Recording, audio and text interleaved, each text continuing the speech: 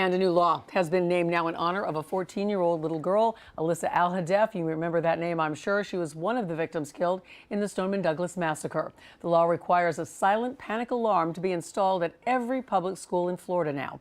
And Local 10 News reporter Christian De La Rosa is live in Parkland with a closer look at the law.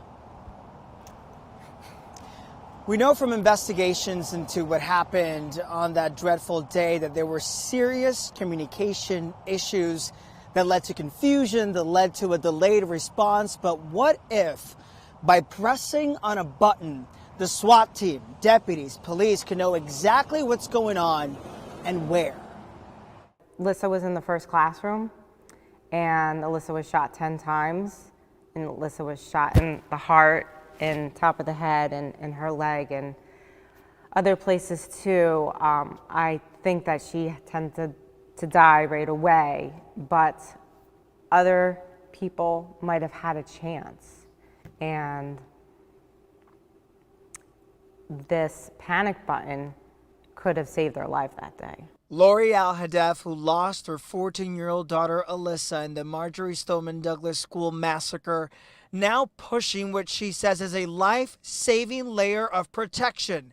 Now making its way through the Florida legislature, Alyssas Law would require panic buttons in all Florida schools.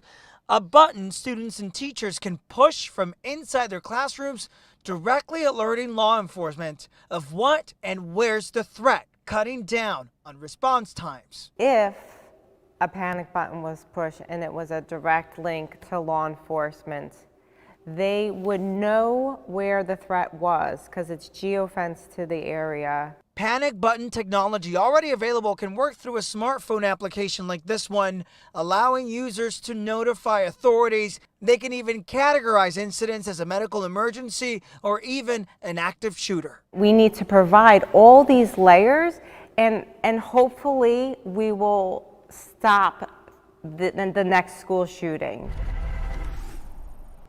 And developing right now, we are hearing from sources with the Florida governor's office that he is requesting money, some $8 million for next year's budget to help fund this initiative.